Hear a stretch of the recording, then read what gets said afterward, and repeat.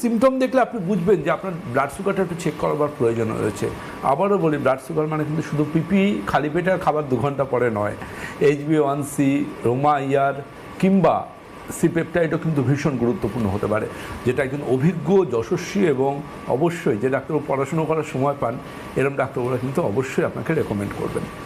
তো প্র্যাকটিক্যালি যেটা, যদি আপনি লক্ষ্য করে দেখেন যে আপনি ঘুমোচ্ছেন রাত্রিবেলা, আপনি ডায়াবেটিস তো সাইলেন্ট কিলার, আমাদের শরীরের মাল্টি অর্গানকে ঘুণের মতো শেষ করে দেয়। আপনি কি করে বুঝবেন যে আপনার মধ্যে এই ক্ষতিকারক অসুখটা বাসা বাঁধছে? ধরুন আপনি রাত্রে ঘুমোচ্ছেন, শিশুর মতো ঘুমোচ্ছেন, হঠাৎ কি হলো, ভোর রাত্রের দিকে বা মাঝরাত্রের দিকে আপনার ঘুম ভেঙে গেল। কারণ কি? আপনার টয়লেট পাচ্ছে, তাই আপনাকে রাত্রে ঘুম ভেঙে গেল এবং আপনাকে বিছানা থেকে উঠে দৌড়ে বাথরুম যেতে হলো, কি না টয়লেট পেয়েছে। এরকম যদি দেখেন প্রায়শই হচ্ছে, তাহলে কিন্তু আপনাকে দেরি না করে যত দ্রুত সম্ভব আপনাকে অতি অবশ্যই রক্তের শর্করা বা ব্লাড সুগারের মাত্রা চেক করতে হবে।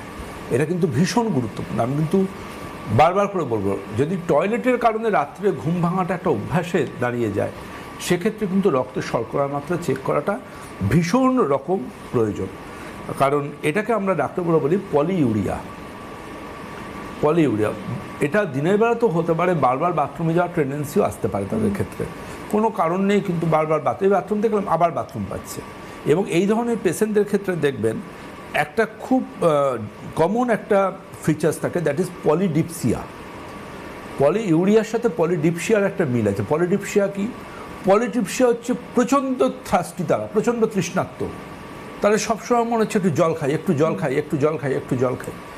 এই পলিডিপসিয়া যদি থাকে, অর্থাৎ অতিরিক্ত তৃষ্ণা, জল খাবো কিছুক্ষণ যা চেষ্টা পাচ্ছে, এই ধরনের পেশেন্টদেরও কিন্তু আমরা যদি কারো সিমটম থাকে, আমরা কিন্তু বলি আপনি কিন্তু অ্যাটলিস্ট HbA1cটা করে দেখুন কত আছে, PPBS ফাস্টিং সুগার করে দেখুন কত আছে। কারণ এগুলো কিন্তু ডায়াবেটিস আসার কিন্তু বা এসে যাওয়ার অন্যতম লক্ষণ হিসেবে আমরা ডাক্তারবাবুরা মনে করি। কেউ আছেন?